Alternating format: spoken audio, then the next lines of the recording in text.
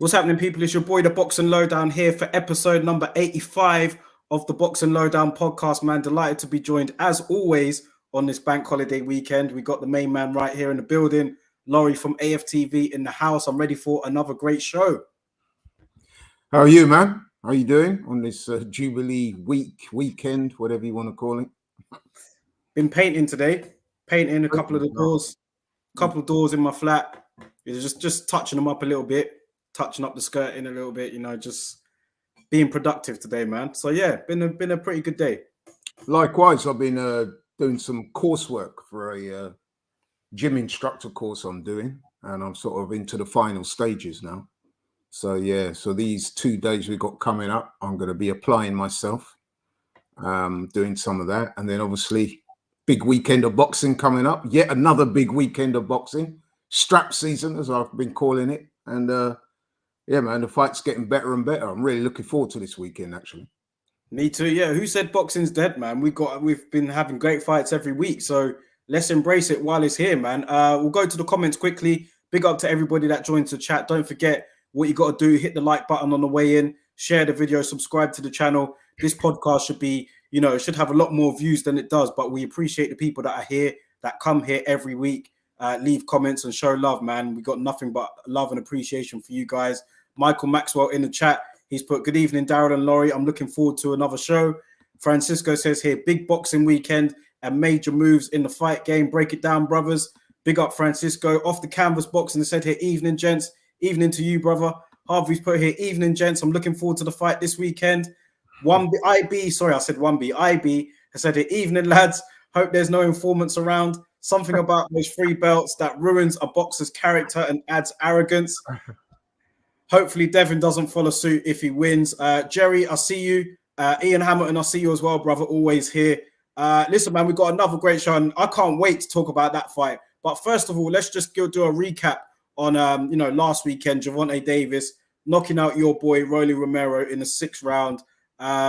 Your thoughts on that? I mean, to be fair, I don't think Rowley disgraced himself in that fight. I know he embarrassed himself with the comments and stuff, but for the actual fight, do you think that he was doing okay up until the stoppage?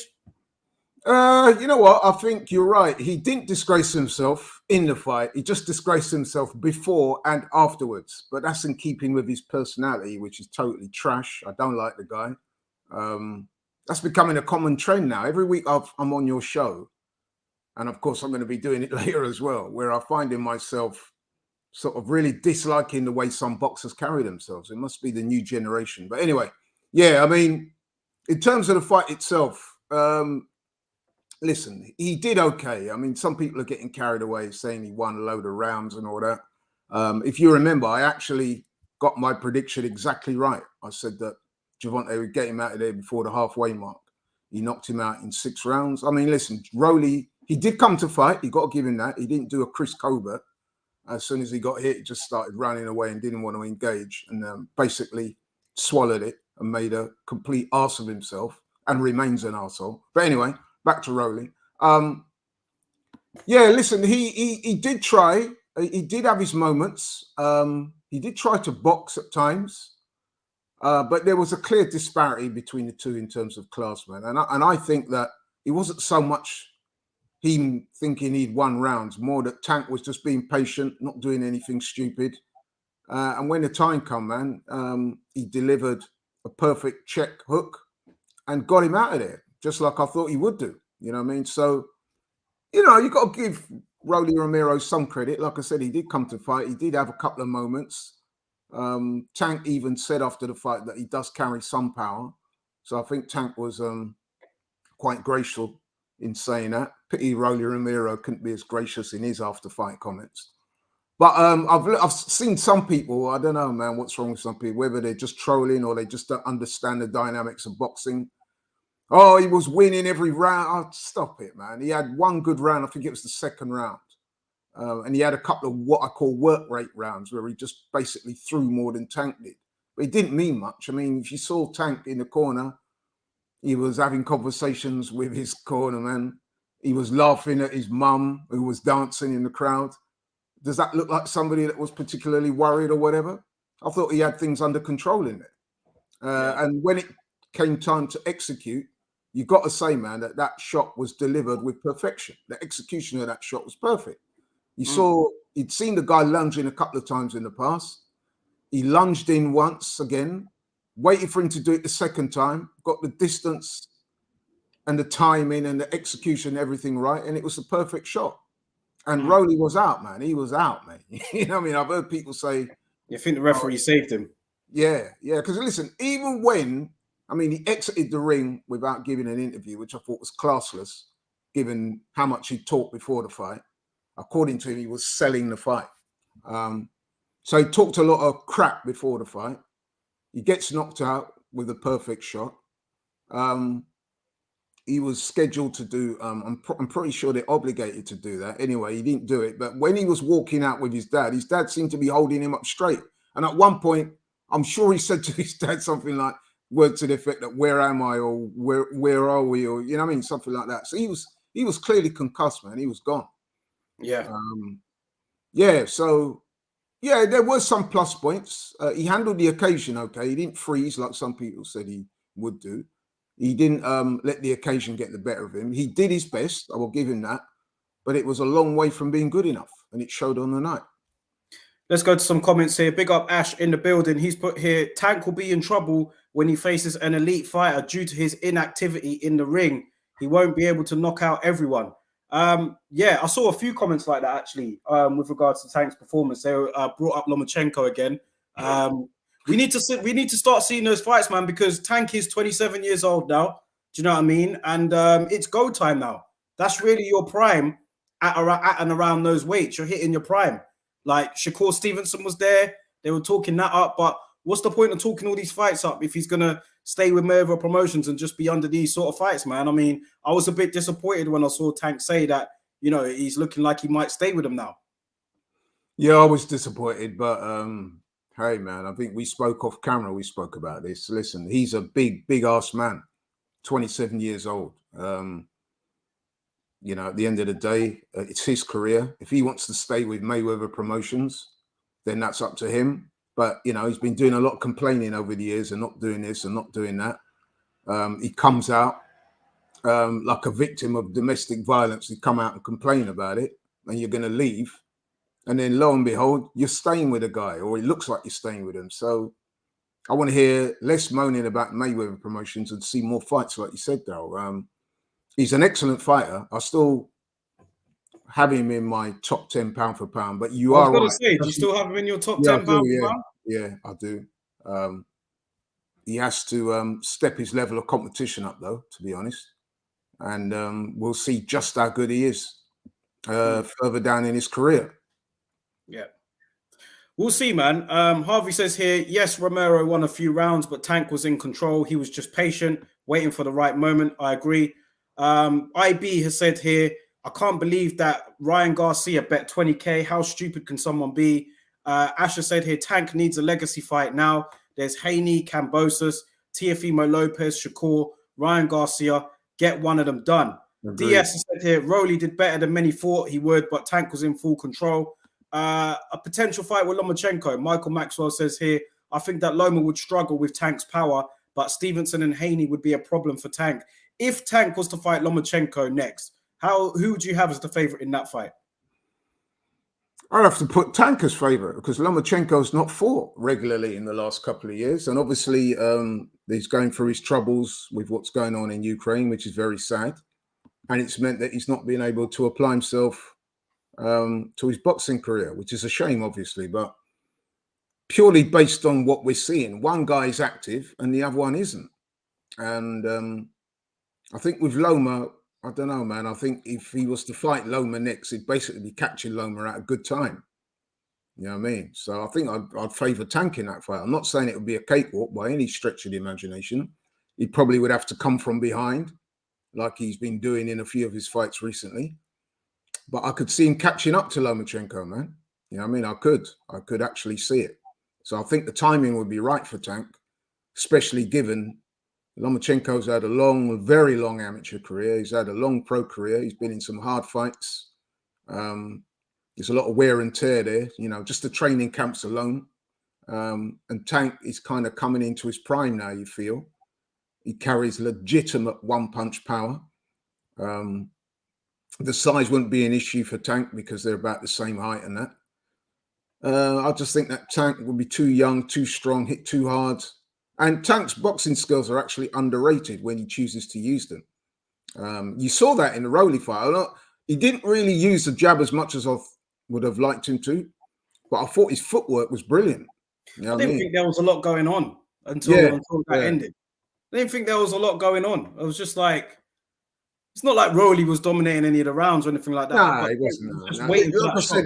The rounds he won were what I call work rate rounds. There wasn't like, you know what I'm saying when I say work rate rounds, and it's just a man throwing more punches and looking more active than the other guy. If you know your boxing, if you know what to look at, you could see that Tank was looking to set him up. That was the issue that I had with Tank. He wasn't as active with his hand as I would have liked. But clearly the game plan was to just counter and get him out of there. And when he chose the moment to do it, you've got to give Tank his credit. He performed it with perfection. Beautiful shot. You know what I mean? It was. And yeah, so I've got to give him credit for that, man. There's not too many fighters in the world that can do that. You know what I mean? It's a very hard skill. You know what I mean? And he done it with aplomb. So you've got to give him his credit for that. I would have liked to have seen him being a bit more active, though. He's waiting a bit too long at times, but I guess he will tell you that he knew what he was doing in here. He had it under control, which, to be honest, he did. Big up my bro Nathan in the chat here. He's put Tank's power is legit for sure, but he seems to be fighting now more like he's fallen in love with his power a bit too much. But the setup was superb. He was looking for that all night. Yeah, I think that's a fairly accurate assessment. Very often when you get fighters who can punch hard, it is what I like to call a blessing and a curse, meaning that it's a blessing insofar as obviously not every boxer has that in their arsenal. The ability to end a fight with one punch is something that very, very few boxers have. On the other hand, I mean, the curse of that is, as we saw with people like Deontay Wilder, is that often that either they don't develop the skills or they don't utilize their boxing skills enough. I think that's what category Tank falls into, where he would quite happily not so much give up rounds, but not do particularly much and wait for his opportunity rather than actively set it up behind the jab. He's quite content. He probably felt Rowley's power a little bit early as well and thought, yeah, this is nothing too much to worry. It's not like I've got to rush and get this guy out of here, man. I can just bide my time. And that's what it looked like to me. I must admit, that's what it looked like to me. One thing I'll say about Tank, man, is I'll say this: 90%. I tweeted this the other day. 90% of my casual mates that not really follow boxing like that, but they do tune in. When I ask them who their favorite fighter is, they say to me Tank. You know, they really do like Tank Davis, man, and it could be down to the knockout power, the one-punch knockouts. It could be down to his affiliation with Mayweather and Mayweather Promotions, or it could be a bit of both. Do you know what I mean? But Tank Davis seems to have a real crossover appeal in America. You know, like I see NBA stars like KD, Draymond Green, all those guys. You see all these celebrities, rappers, always tweeting a lot when Tank fights. Do you know what I mean? He seems to have that sort of crossover appeal. That's why I just think the time is now to really push on. But then someone else will say, probably affiliated with Mayweather Promotions, they'll say, well, the reason why he got to this stage where you've got NBA stars and rappers and everyone tweeting about him is partly because of some of the work that we did. Is that fair? What you mean in terms of Mayweather Promotions? Yeah, in terms of what they've done for him and the sort of status that he's had. Is it fair that we should say, oh, leave Mayweather Promotions despite him getting that sort of status that he has? Are you talking about Mr. On-Site Ellaby? Yeah. Mr. Stomp him out Ellaby. Yeah, you got to give Mayweather Promotions some credit for that. You are right in those points that you raised, but I still think a lot more could be done with him. You know what I mean? I think they need to take the safety off and let him, you know what I mean, enjoy his career and fight the big fights. It's also got to come from him, by the way, because I saw an interview with Tank a little while back when they asked him about prospective opponents, and he was saying that he never really goes to Mayweather and say, I want this guy or that guy. He's one of those guys that's quite happy to let them run his career. And then when it doesn't go the way he wants, he's quite happy to start complaining about it. So that's a bit of a contradiction in terms right there. But listen, man, I'm with you, man. We want to see him stepped up, man, because the guy is that good. He's that exciting. He's probably the most exciting fighter to watch in boxing right now. I can't think of another one that's more exciting. You can make a case for one or two other guys, but no one that's more exciting than him to watch. And then he does bring the numbers. You saw that fight last week. It was sold out. You had, like I said, your spattering of celebrities. You can always tell when a fighter's big, innit? Because the other fighters come out. Remember, we used to talk about Canelo. When Canelo fights, all the other fighters are there. Tank's a bit like that. You know what I mean? You saw Ryan Garcia there in some corny ass suit. Looked drunk out of his head, you know what I mean? Making bets. Lost 20 grand. He knew Rowley weren't going to win. Like, I've seen that bet described as $20,000 of clout. And that's probably what it was, because that seemed to get a lot of attention after that fight, didn't it? The 20 grand bet. And if he'd paid it, apparently he has paid it now. So maybe that was quite clever from Ryan Garcia. I think it got people talking. He would have that amount of weight attached to it, but it clearly got a lot of attention. And let's face it, that's what Ryan Garcia loves, the clout more than he loves boxing. So I'm pretty sure he's congratulating himself and tapping himself on the back for a job well done, because the amount of people that was going on about that. And you are right as well about Tank, because like I said, even in the gym that I go to, when there's like casual boxing fans there, guys that just hit the bag because they like, you know, the sound of hitting the bag or whatever. They're not real boxing heads. But, you know, I mean, if I talk to them about boxing, invariably Tank will be one of the people that they mention. Canelo, Tank, you know what I mean? Conor Ben, people like that. So, yeah. IB saying it here as well. He said, Daryl, even here in the UK, a lot of my casual mates always tune in for Tank. It's true, man. He's got that appeal. It is true.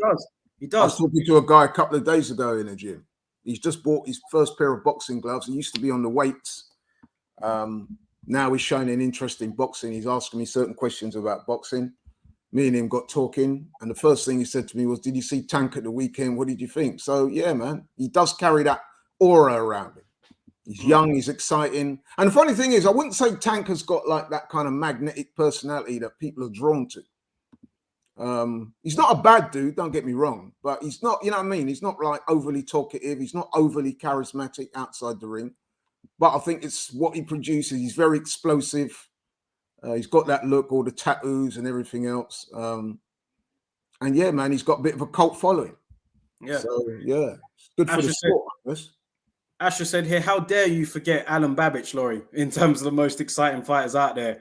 You know what? Babbage is good to watch. And he does have a personality, man. You know what I mean? But he's not at that level, though. You know what I mean? He's not at that. He's nowhere near that level, as we've seen recently.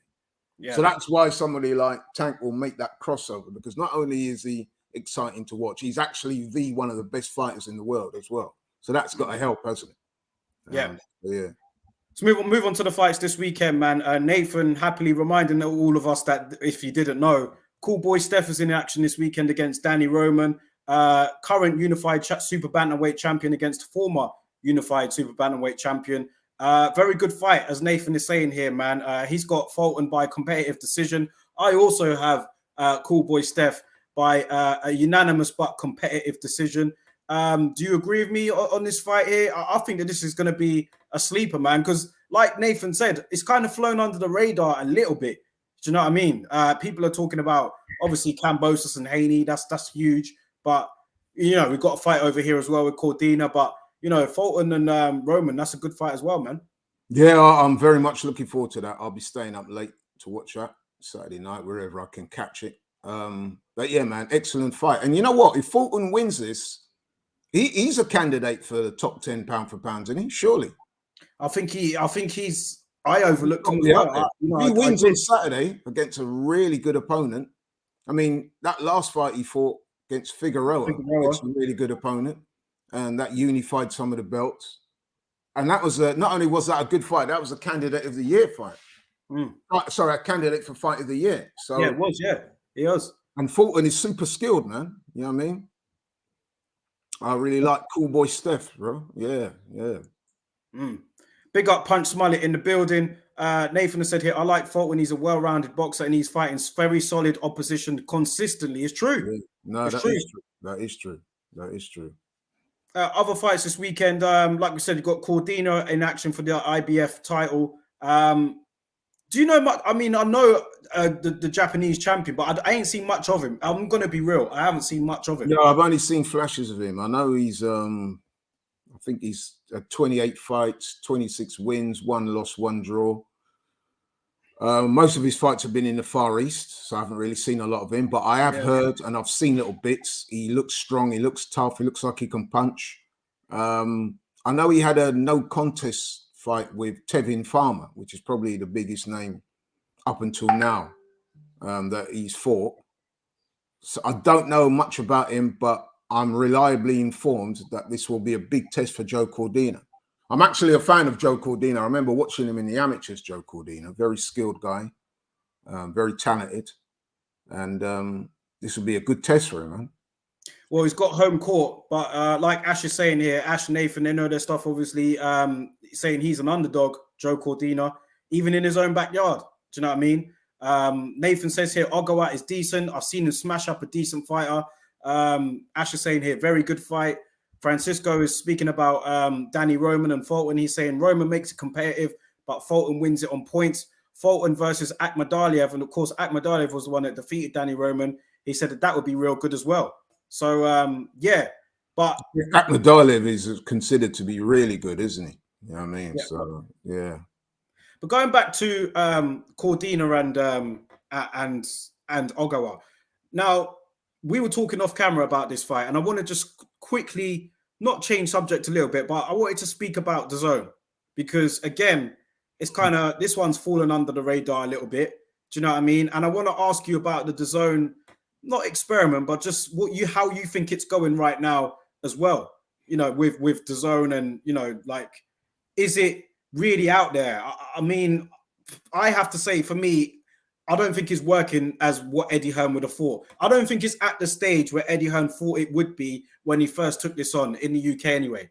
If I'm being honest, I don't see it because it's not taken off. And listen, man, you know, I mean, he wouldn't have escaped your attention that we're in a cost of living crisis at the moment. There's a lot of inflation out there. People are struggling. You know what I mean? People's bills have gone up exponentially, mine included. So when you know, it's a combination of things. The cost of living's gone up. People haven't necessarily got the money to, like, you know, spend on extracurricular things like, you know, pay-per-view stuff and apps and stuff like that. You know what I mean? And that was always going to be the risk with this DAZN experiment. You know what I mean? Yeah, you know what? I would say that for the money that you pay for it, it is worth it. So, you know what I mean? I'm not going to knock it too much. It's just that the idea or the concept of pay-per-view sport, especially in a country like this, has not really taken off. You know what I mean? People can go on their phones and watch all manner of things without paying for them. So to download an app and pay $6.99 and whatever it is every month, especially if, you know what it's like as well with casual fans, you know what I mean? They're going to be thinking, what am I getting for my money? And no disrespect to the likes of Cordina or Agahau, that's not really going to move the needle for a lot of people, is it? You have to be a real boxing head to know both of those guys are. I mean, even me and you, who are fully paid up boxing heads, we have to go on BoxRec and go on YouTube and find out about Ogawa. You know what I mean? He's not a household name. Even Joe Cordina, as good as he is, he's not a household name. Even in Wales, he's not a household name. You know what I mean? So for that reason, that DAZN app was always going to struggle, to be honest. Eddie Hearn, being the type of gregarious character he is, very confident in himself, he probably thought he could pull it off.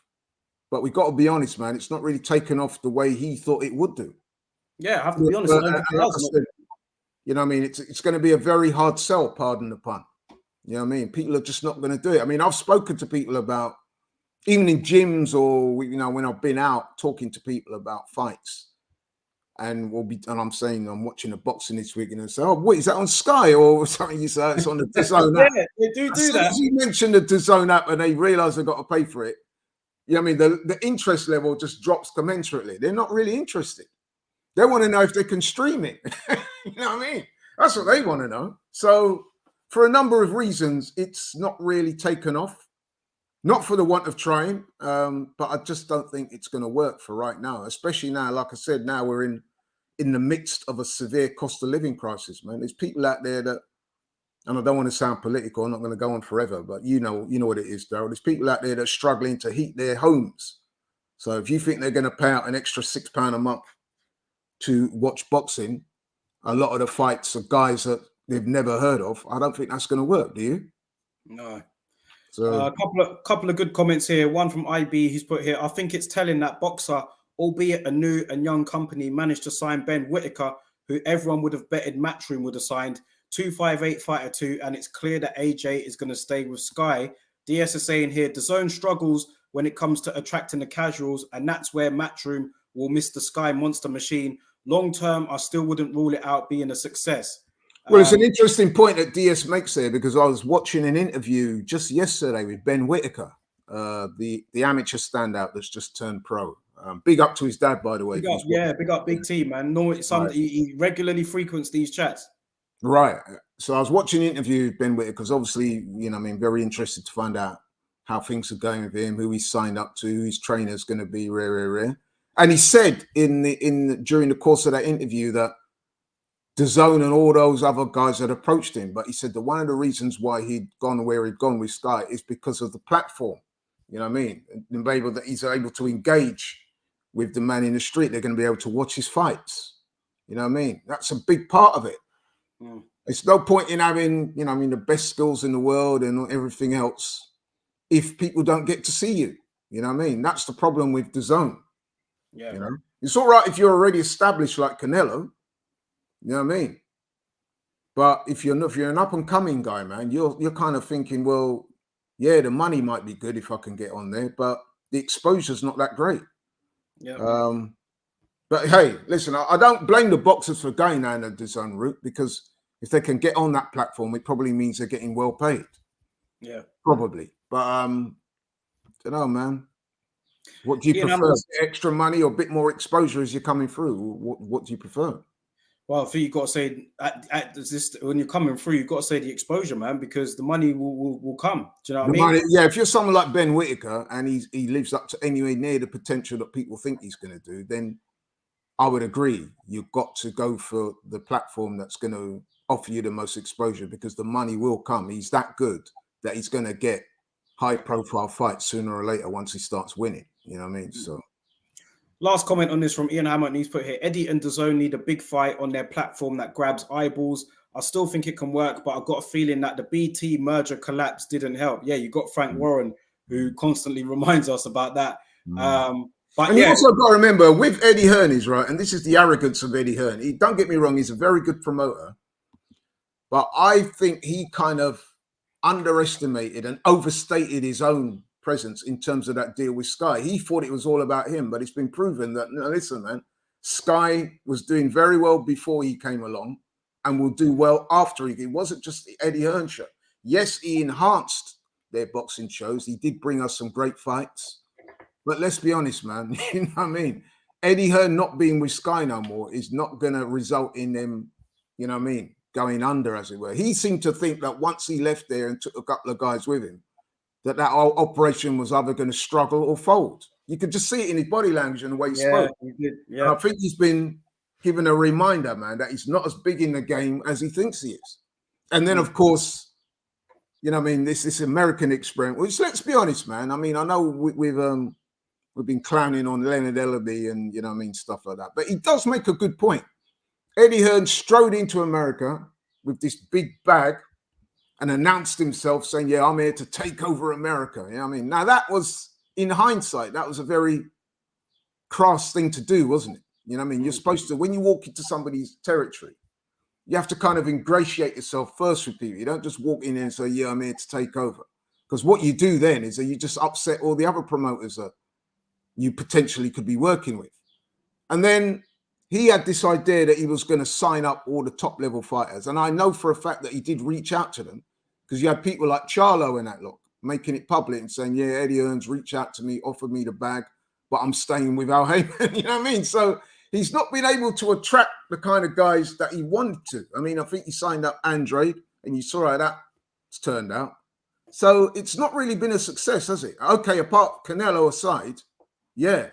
But he's not really able to sign up a lot of the big guys out there. And when he has signed guys up, it's not really happened for them the way you thought it would have done. So that has to be said, man. That has to be mentioned. Big up Obes in the chat here. I see you, bro. WM, my brother, is here as well. Great to have him here as always, man. Let's move on to a huge fight that's taking place on Sky this weekend. It will be taking place down under, of course. Undisputed lightweight title will be on the line. George Kambosos and Devin Haney. Huge fight, man. Really, really looking forward to this. I've been entertained by some of the quotes, the pressers, some of the video clips that have come out all week. And this is going to be, it's great. Do you know what I mean? You've got the young guy, Devin Haney, a lot of hype around him. You know, brilliant skills, brings it to the table. He's going to test himself going all the way over to Australia to fight George Kambosos, someone that has done it the hard way, has been a road warrior himself, and now gets to enjoy home comforts defending his unified belts against Devin Haney. It's a fascinating fight, man, and one that, you know, has divided opinion as to who you think will win. Those that are picking Devin Haney will believe that his talent will come through. Others believe that Devin Haney will win, but he'll get robbed.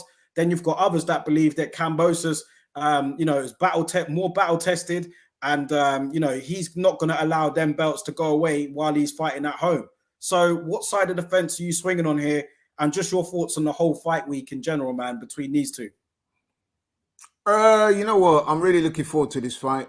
For the most part, I've really enjoyed the build-up. I have to say, though, George Kambosos is a guy that I really supported him against Teofimo some months back, because, you know, I had anyway.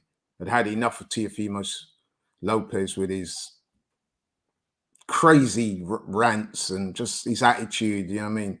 Guy who won the titles of Lomachenko in such entertaining and impressive fashion. As soon as he got the belts, the guy turned into an absolute clown. You know what I mean? And so I really wanted Kambosos to relieve him of the belts, because I thought if he does that, then at least I can have a champion that I can say, yeah, man, I like this guy and what he brings. Lo and behold, and this is difficult for me to say, Kambosos is probably worse than Tio's been. Yeah, that's what Obes is saying right here. He said Kambosos beat Tio, then he took his personality. Yeah, he may have even have got worse, bro. I can't believe how somebody could have fallen out of favor, because it's not just me saying it. You go online, you speak to people who follow boxing, and they will all say that, what is wrong with this guy, man? Like, listen, there's confidence is one thing, arrogance is another thing, but he's gone to that delusion stage. And then he's just talking non-stop about, I went to the gym today, I did this. I'm like, bro, you're a professional fighter. That's what you're supposed to do. Darryl, when you go to work every day, you don't come home and ring me up and say, Dad, I went to work today, I worked hard. I'm going to say to you, yeah, Darryl, that's what you get paid for. Like, come on now. This guy is just over-egged the pudding so much. And then on top of that, I've got to say this, man. I found some of his remarks as a black person. I've been actually offended by some of the stuff he said. So, for example, this constant referencing of Devin Haney as boy, you know what I mean? Most black people, if not all, will tell you that we don't like that type of talk, man. That's got strong overtones or undertones or whatever you want to say of racism attached to it. And then some of the other stereotyping he's engaged in as well, telling Devin Haney to sell his chains to do this and calling him a gangster. And then we had this latest ridiculous thing with this rat and informant stuff. What's that? What's he talking about? He's calling a man a rat and an informant, right? Because he said that Devin Haney had shared information with him about Teofimo Lopez before they fought. George Campbell, that was embarrassing. That was embarrassing. Like, listen, for number one, it's well known that Teofimo and Devin can't stand each other. And Devin said openly, I want Kambosos to win. He'd actually said that to everybody, because he said, he don't like Teo because, you know, I mean, they've had problems in the past in the gyms and so forth. And secondly, Teofimo had said openly that if he beats Kambosos, he's not going to give Devin a shot. So it's quite obvious that Devin is going to want Kambosos to win. Secondly, that stuff that Teofimo was having problems with his wife and had not been professional. That was common knowledge leading up to me and you had spoken about that, Darryl, on the show, where people were saying he'd not been applying himself in the gym. Him winning the belts had gone to his head. He was asking for money. He was acting a complete clown. Him and his dad were, you know what I mean? They were being arseholes. Everybody knew that. That's why everybody wanted Kambosos to win. Then he's talking about countrymen going against another countryman. When then we find out that George Kambosos was sparring with Jeff Hearn before Jeff Hearn, who's Australian, fought Manny Pacquiao. Sparring with Manny Pacquiao. And the story that he tells, Darryl, if you listen to some of the stuff that's been going around on Twitter and social media, there's an interview that's going around at the moment where Kambosos himself says that he was in the gym one day, and this is how he describes it. So this gives you an idea of the rubbish he's talking. He said he was approached by Freddie Roach, and Freddie Roach says, hey, you've been doing a bit of sparring with some of my guys. Pacquiao's line, and listen to this, it said, Pacquiao's been lined up to fight your countryman. How would you feel about helping us out with sparring? And Kambosos said that he said to Freddie Roach, listen, man, no problem. I'm happy to do it. So you sparring with Pacquiao to help him beat your countryman, that's way worse than somebody texting you and saying, yeah, by the way, I thought I'd let you know that Tio's been in the hookah lounge, man. Yeah, good luck with your fight. You know what I mean? And then we found out also that Jeff Hearn was apparently pissed off with Kambosos about it. And Kambosos said, and again, I've seen the interview, I've actually seen it, where he said, well, look, tell Jeff Hearn to mind his own business. He don't pay my bills. Pacquiao's paying my bills. And he added, Darryl, if Jeff Hearn's got a problem with that, I could come up 2 weight classes and come see him in the ring. And then you got the cheek to be calling Devin Haney a rat. Like, I know you want to sell the fight, Kambosos. Yeah, is he just doing this? Is he just doing this to get in his head? Is it all just a tactic? Is it just, you know what boxers do before fights? Yeah, listen, I'm sure some of it is. I'm sure he will tell you after the fight, win, lose or draw. Yeah, it was just to sell the fight. But come on, man, it's got to make sense, innit? It's got to be relevant. And like I said, some of the racial overtones there. I don't know if you know, there was another incident where his wife had used the N-word. She thought she was being funny on Twitter, saying she's getting a suntan, and she described herself as being an N, and he got called out for it on Twitter. And then he was pushing back by saying, my wife is 1/4 Algerian. And he just sounded, you know what I mean? He's just not, oh man, he's just failed in every PR department you could imagine, man. And to the point where I'm now, I really can't stand the guy. And I really want Devin Haney to beat his ass, man. You know what I mean? I really do. Willie done. Willie done. Now because despite everything, he's still Cambos, still a very good fighter. Yeah, well, listen, man. I always differentiate when I talk about boxers. I do it all the time. You hear me talk about Floyd? I say in the ring, one of the best ever. Outside the ring, complete arsehole. You know what I mean? And George Kambosos, I'm filing in that, you know what I mean? He's not as good as Floyd in the ring, obviously not, nowhere near. But he, like you said, he's a very good fighter. And just because I don't like how Kambosos is handling himself outside the ring, that doesn't mean to say that inside the ring he won't win this weekend. Devin Haney is up against it because Kambosos is a very good fighter. He's obviously very motivated for this fight. He's whipped himself into tremendous condition. I've seen some of the clips on YouTube of him being in the gym. He looks very fast, very strong. He's very talented, man. I saw him when he fought Lee Selby over here, and I was impressed with him then. It's just that then he didn't have the titles and he wasn't acting like a complete dick. But he's still a very good fighter. You know, at the end of the day, this will be a big test for Devin. He won't have his dad in the corner with him. That's going to be, despite what Devin says about, you know what I mean, it will feel a bit strange for him. His dad's been in his career all his life, and then all of a sudden, the biggest night of your life, your dad's not there. So it will affect, but you know what? I'm backing the young man. Maybe some of it's because I've grown to really dislike Kambosos in the last couple of months. But even so, I've always been a big fan of Devin Haney, man. And I think he's young enough and skillful enough and motivated enough to pull out a victory. I think it's going to be a hard fight.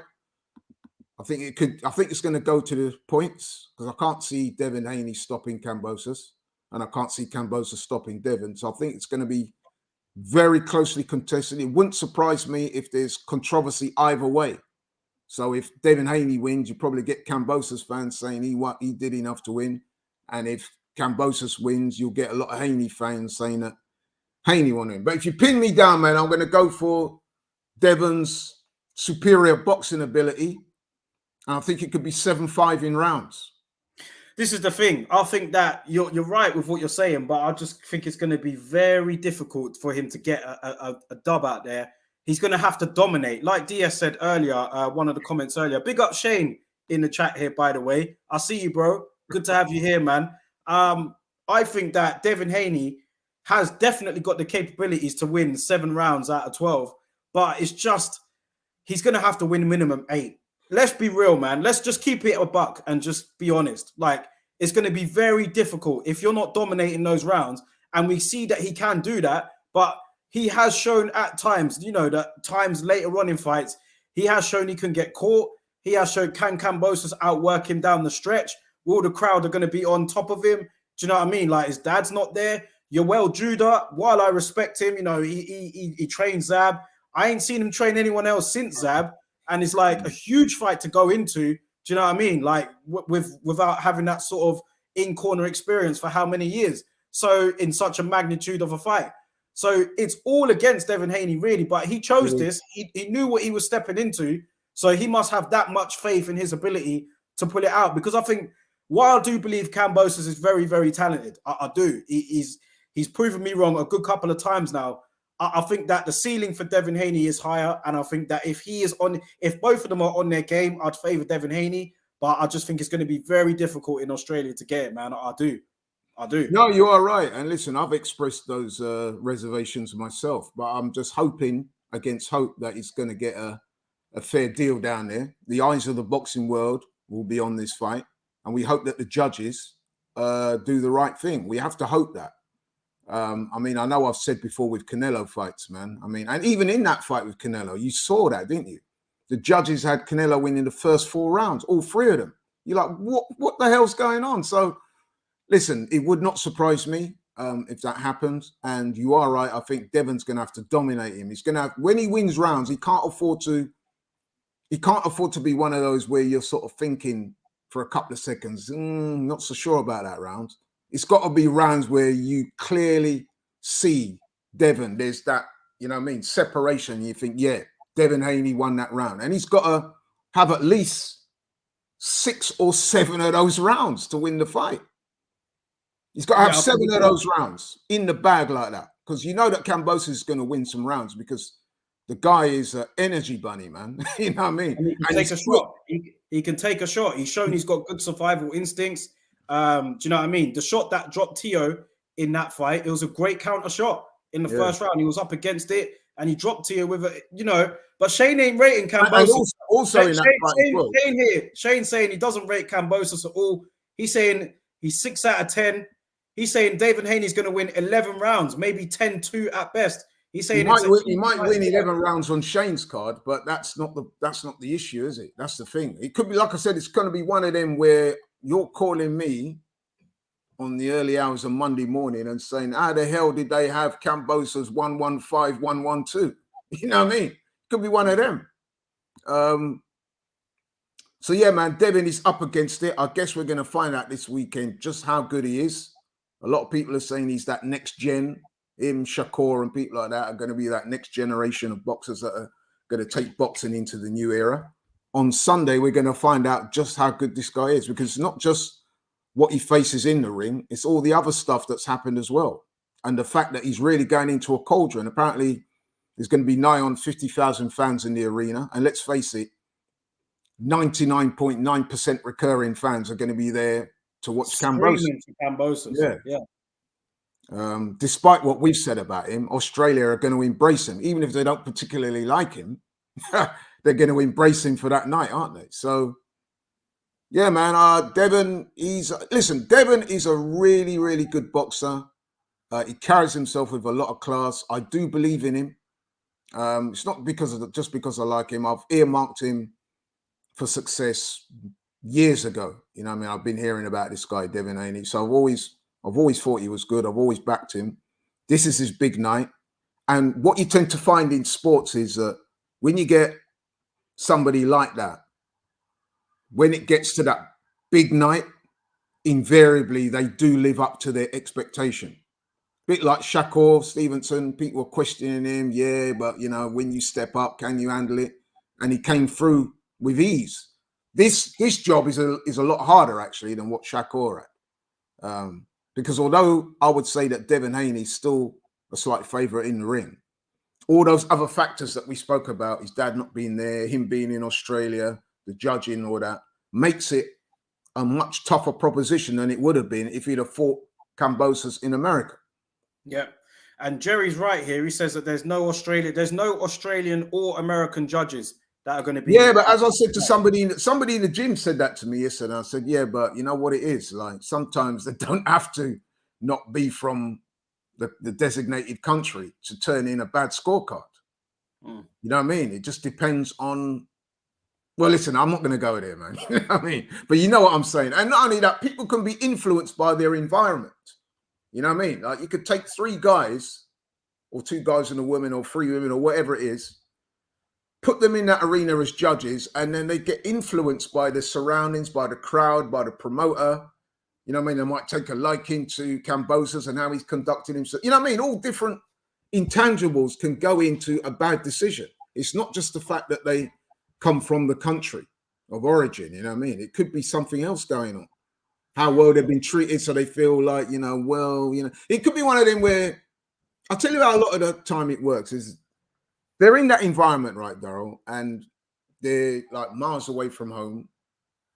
They're in that, watching that fight. There's a close round. They're thinking to themselves, that's a close round, you know, that could have gone either way. But then subconsciously, because they're in that environment where the crowd's cheering for Kambosos, even if he's missing, you know what I mean? Little things like that can contribute to a bad decision. But like I said, I'm going to hope against hope that the judges do their jobs properly and we get the fight that we deserve. Because I think it's going to be a cracking fight. I think many people are. I haven't seen anyone really pick the knockout. I've just seen it. Everyone I spoke to believes it's going to go 12. Well, I've seen a couple of people, Australian, Michael Zarafa, he's Australian. He said he thinks that Kambosos will stop Devin Haney late. And I've seen 1 or 2 people saying that. But listen, Haney could stop Kambosos late. Haney's a better puncher than a lot of people give him credit for, man. You know what I mean? I've seen him put people out. He's got a couple of highlight reel knockouts, actually, in his career.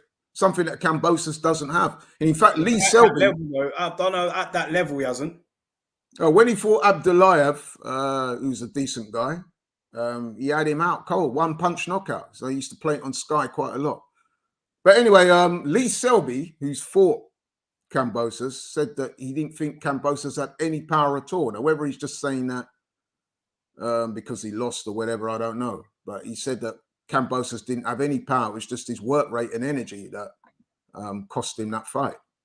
And obviously, Lee Selby was come towards the end of his career when he fought Kambosos. So, but yeah, I am looking forward to it. It's just a shame that Kambosos, man, is just... To say he's gone down in my estimation is an understatement. I've gone from really admiring the guy to really hoping that Devin puts a major arse whooping because I think he needs it, man. I think he's... Have you just been taken in by the pre-fight hype? Have you just been taken in by the... Do you know what I mean? Has it just got to you? Like, because you know what they're going to do after. They're just going to hug it out. He's going to be like, yeah, man, I didn't mean any of that, man. It was just, you know, to sell the fight, whatever. Yeah, you know, I hear what you're saying, but I think there's some things, right, Daryl, that I just don't countenance when it comes to race stuff, for example. That stuff when he was calling Devin Haney boy and, you know what I mean, obvious derogatory references to his culture. You know, you think you're a gangster with your chains on, you know what I mean, all that type of stereotypical nonsense. That really sort of didn't do it for me, man. I know maybe not every black person feels the same way I do about things like that, but I really don't like that stuff. You know what I mean? I really take that personal. He wanted to go after Devin Haney in other areas of his character or whatever, fine. And then, it wasn't just that as well. It's just the constant telling everybody about how hard you're training. I'm like, bro, every professional fighter trains hard. Every one of them, pretty much.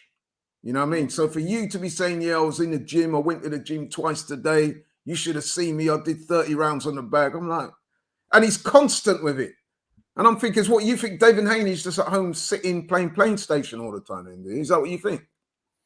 Yeah, you know what I mean? It's just too much, bro. You know what I mean? And he's changed from the kind of humble guy. I mean, don't get me wrong, he was always confident. He always backed himself. I'm not going to knock him for that. But he had a certain humility about him before he won the titles, that now he's won the titles. That's completely gone. Yeah. Final prediction on this. What's your final prediction for this fight here? I'm going Haney on points, but like I said, I say it with a certain amount of skepticism because, like you and a lot of other people I've spoken to, I'm worried about if he'll get a raw deal. But I have to just be true to myself and hope that the people who are been appointed as judges do the right thing, not just for Devin Haney, but for the sport of boxing.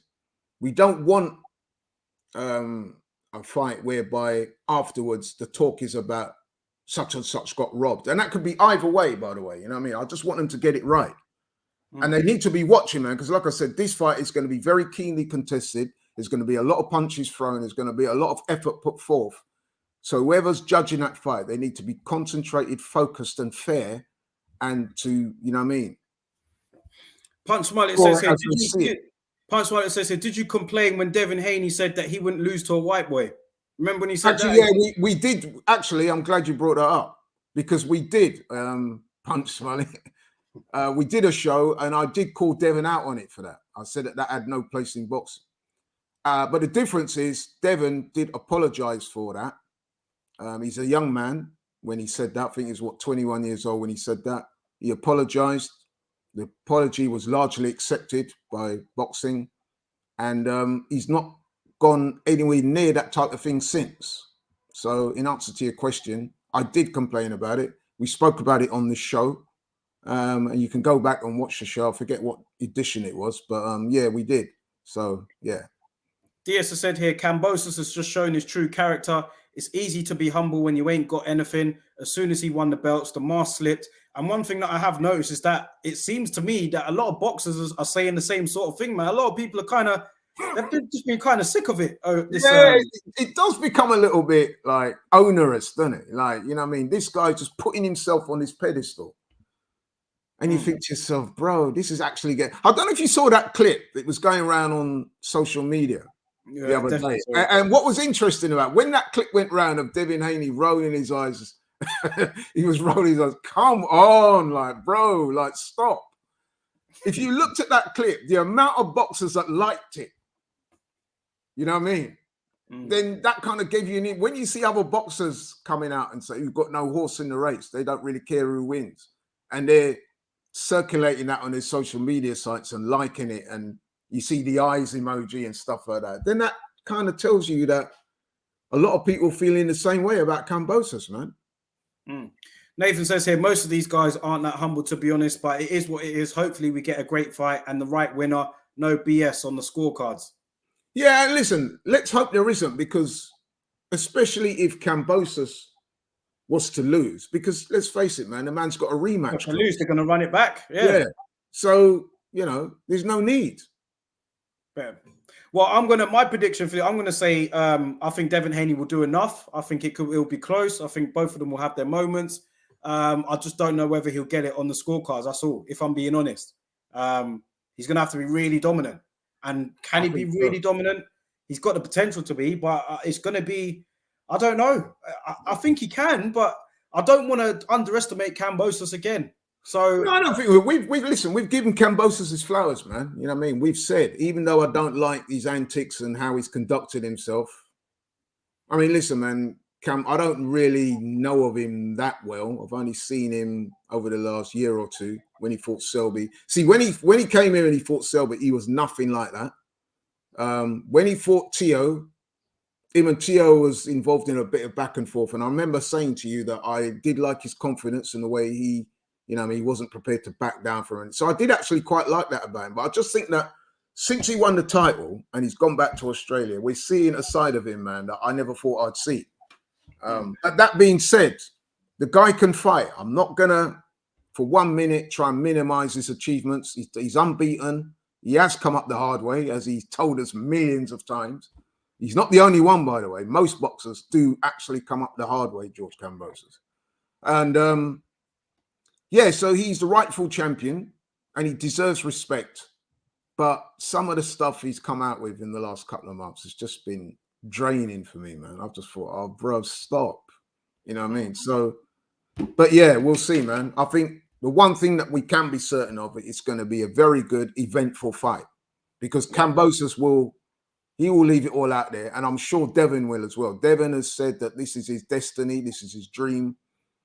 And I believe him, you know what I mean? And I think he's got a lot to fight for. His dad's not there. And I think this is his destiny, and I think he will do it. I think he will. I think he will have to go through some adversity. He will have to work for his win, but I do believe in him, man. I do. Okay, Nathan says here, now Anuray and Niro Donaire is on Tuesday as well. Yeah, I forgot about I'm looking forward to that as well, man. Yeah, that's next week. That's what I'm saying, man. Strap season, bro. The first fight between them two was, you know, one of the best fights of the year for sure. Definitely. I'm not sure if that one fight of the year, but it was a great fight, man. And for me, even though Anuray got the win, just the aura of invincibility kind of drifted a little bit for me, because, you know, Donaire he's not in his prime. Let's be real. He's definitely nowhere near his prime, and he was able to cause Anuray that much problems in that fight, which was a bit surprising. A lot of people thought, oh man, this might be a bit hard to watch. He's going to blow Donaire out of there. But instead, Donaire gave him a really good fight. You know, like we said, fight of the year type of candidate. So it was. As we head into this goes to that's show why that there's a rematch. Do you know what I mean? Goes to show that stars make fights, because who would have thought that Nonito Donaire, who was beaten in 2018 by Carl Frampton on a unanimous decision as well, who would have thought that he'd be in this position now, taking on the so-called monster? I know he's gone down a weight and stuff like that, but yeah, man. And he did hurt Anuray in that fight, and it was a close fight.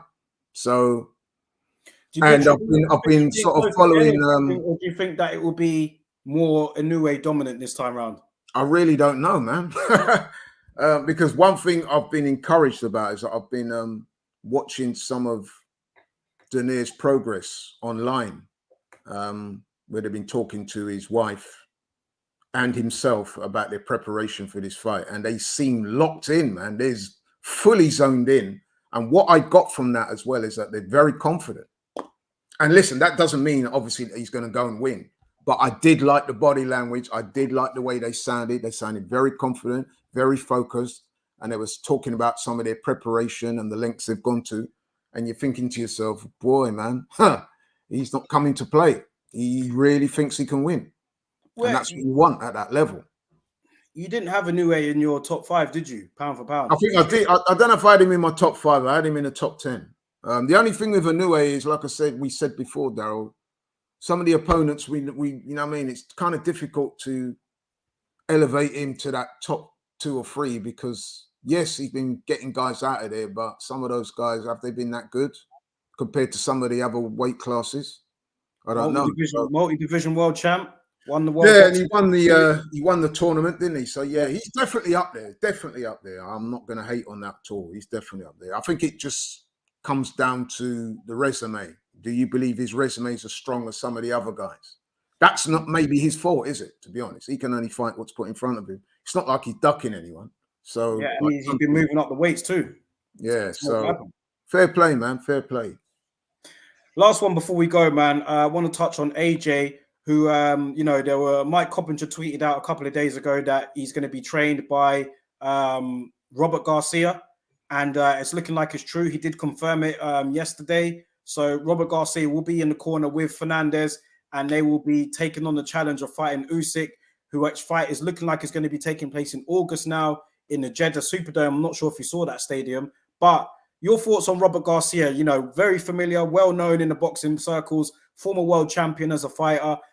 trained a host of names, including his brother, Mikey Garcia, 4-weight champion, trained Fernando Vargas, one of our favorite fighters, of recent times. Trained him, trained Marcos Maidana, got a lot of experience in there. Is he the right man for the job? Do you think he might be able to do something with AJ here? I think AJ was saying that, the plan is to have an experienced head in there. He's not going to change my style completely. But, I think Robert Garcia is an interesting pick. Yeah, listen, man, I've got no problem with that. I think that's a good choice. I think he does need somebody else in that corner, to be honest, because that corner seems a bit flat for whatever reason. Listen, Robert McCracken's done a very good job with AJ up until this point, but I do believe that they need somebody there that can bring out another side of him. Because I think if they try and do that same thing over again with Usyk, it's not going to work. Robert Garcia does have a reputation of training his fighters to be aggressive and to go for knockouts. So, and let's be honest, if AJ is going to have even a scintilla of a chance against Usyk, he has to be more aggressive. He has to look to land his big punches and impose himself physically on the guy. And you mentioned people like Marcos Maidana and people like that. That's what they do. So listen, man, I think that's a good choice, to be honest. And Garcia's experience, he's worked with, multiple champions. He's got a big gym in Oxnard, in California there, where world champions come through all the time. So he knows his stuff. And he's been there at the top level, been in all the big fights against Mayweather and all those De La Hoya and all those types of guys. Like you said, he was a world champion himself. So he knows boxing backwards. So I think that's a good choice. And whether it'll be enough to get AJ to win is another matter, because Usyk, man, he's a class fighter. You know what I mean? But listen, I've always said that AJ has a chance, because when you can punch the way he can, when you got the size and the dimensions that he's got, he has a chance. So, I wish him luck, man. I really like to see him do it. But I've got to be honest, man. As of right now, if I was a betting man, which I'm not, you'd have to make Usyk the favorite. Obes has said here, Garcia gave Maidana a jab. Mikey was also very fundamental. Yeah, he had a very good jab, Mikey Garcia. Francisco says here, bold and admirable move by AJ. Garcia's game planning is good, but his in-fight instructions aren't impressive.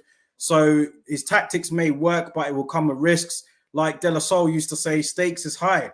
They are high.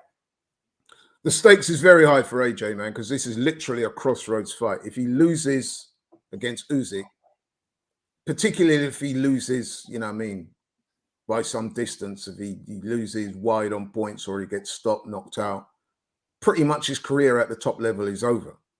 So this is all or nothing for AJ, really, isn't it? So it's all on the line.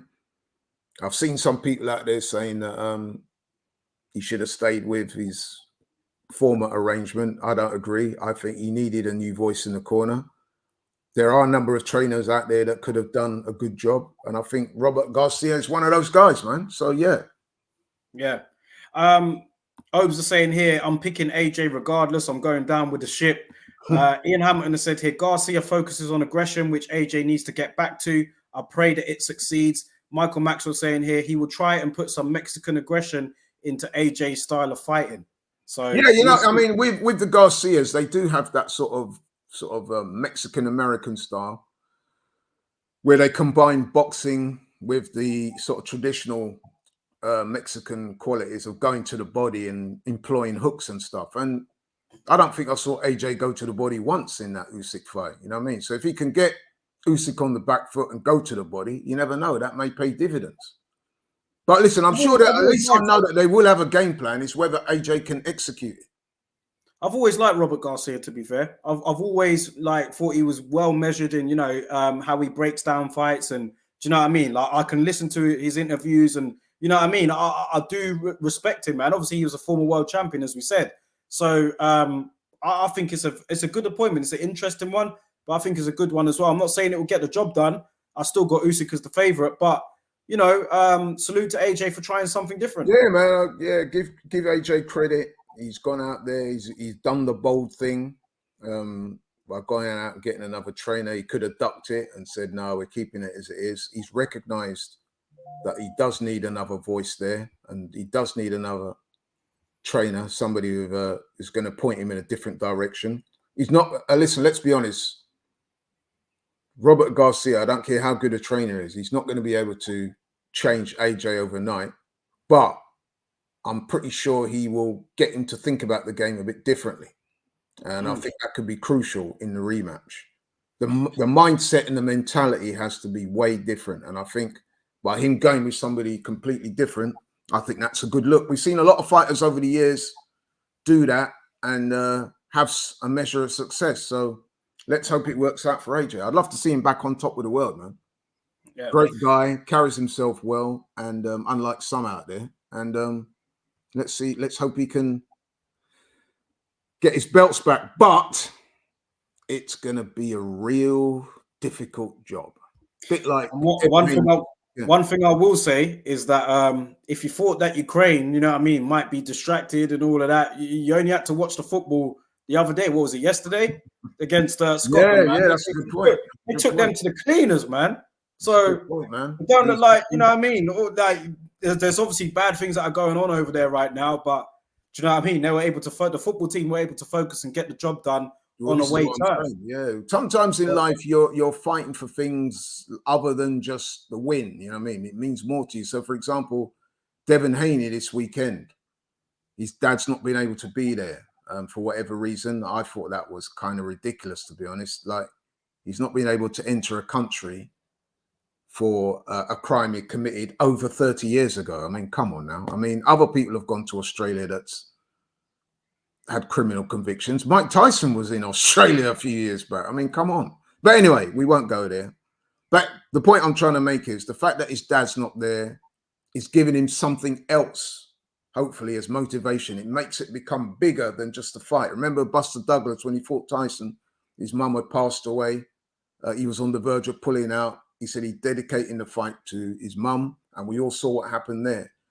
Devin Haney's already saying, I'm going to win on Saturday for my dad. The first thing I'm going to do after I win the fight is call his dad, and we're going to celebrate. I mean, him and his dad are very close. You know what I mean? It comes across in just the way they are. You always see them together. They've got a great relationship. He was the one who got Devin into boxing. He's been his lifelong coach.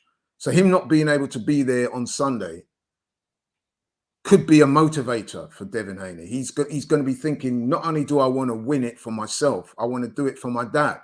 And that's strong, man. That's strong. So, you know, let's hope he can do it. Which brings you back to Usyk, who, do you know what I mean? Well, this is what I'm saying about Usyk. He'll be fighting more for than just himself now, isn't he? When he goes into that ring against AJ, he'll be draping himself in that Ukrainian flag. He'll have all those millions of Ukrainians supporting him. And he's going to feel that strength and that energy. That's going to make him a formidable opponent. And let's face it, he already was. So, yeah. You know what I mean? So, wow, man. Joshua's up against it, bro, I have to say. But, you know, if he can land those big shots and, you know, do what he needs to do, then, hey, it is what it is. Jerry says here, what do you guys think of the fight being pushed back likely to mid-August? It's giving me Fury AJ vibes. I know that this fight is going to happen, but just the whole, oh, yeah, man, we're going to make an announcement next week. Oh, yeah, we're going to make an announcement next week, and there's still nothing. Then it's going to get pushed back. And you know what I mean? Like, I think it will happen. It will happen, but it's just, you know what I mean? I'm not really worried about that, to be honest. It will happen because both of those guys have got nowhere else to go. You know what I mean? The fight will happen. I'm a little bit disappointed it's happening in Saudi Arabia because, I mean, if it was happening in this country, I would have tried my best to be there. But listen, it is what it is. Yeah, you're right. I would like to have seen a date announced and all that, but I'm pretty sure that the fight will happen. Off the canvas says here, paedophiles can enter Australia, but a man who carried an ounce 30 years ago is the biggest threat. It's nonsense. And when you think as well that fight apparently has been bankrolled by the Australian government, you can't help but wonder whether some little funny stuff is going on here, man. You know what I mean? You can't help but wonder why they couldn't have just let this guy come in. You know what I mean? At the end of the day, he's not a threat, is he? The crime that he committed, I'm not aware of the exact nature of the crime. I think it was drug related, actually. But come on now, 30 years ago, and you're going to stop this guy. I mean, what is he going to be doing in Australia? Setting up a methamphetamine drug house or something? Come on, man. It's ridiculous. And like I said, and then you hear that the Australian government are bankrolling the fight and are heavily involved in it. You think to yourself, it's somebody somewhere there, you know, I mean, make things difficult for the Haneys in that regard. It makes you wonder, doesn't it? I'm not saying I'm not, you know. You know what a fan of Kambosos will say? They'll say, look, man, Kambosos had to travel all around the world to get to this position. He finally gets all the belts. He gets 3 of the 4 belts. He wants to make a homecoming at Australia, and everyone's making a big deal of it. No, I'm not. No, let me differentiate. I've got no problem with the fight being in Australia. He absolutely deserves to have that right. What I'm saying is I don't like the treatment of Devin Haney's dad. I think that was ridiculous. The guy's not a threat. The crime he committed 30 years ago, it wasn't like it was murder or rape or something like that. It was drug related. It was 30 years ago. The man has turned his life around completely. He's not a threat to anybody. He's a dad. He's a head coach. Come on now, man. Common sense. Common sense will prevail. And they've done this with other people. Fury. Sounds a bit like John Fury. Yeah. Well, listen, John Fury's case is very different. It's a far more serious crime. But anyway, what I'm saying is, I know for a fact, because I've seen it online, where other people with criminal convictions have been able to gain entry into Australia. So I don't see why they couldn't have allowed Devin Haney's dad. But you know what? It is what it is. He's not going to be there. Devin has taken on the mantle and said, I'm going to win it for my dad. And I really hope he does it. Victory will be even sweeter, to be honest, if he does do it. Off the canvas says here, Ben Davison can't come either. Yeah, Ben Davison. Kinahan thing, isn't it? Yeah. So that's slightly different. Yeah. Last time I checked, Bill Haney's got nothing to do with Kinahan. So, but anyway. Yeah. Well, listen, man, we've got a great weekend of boxing to look forward to. Also next week, you know, Tuesday, like Nathan was saying, of course, we got Anuray against Donaire 2, the rematch.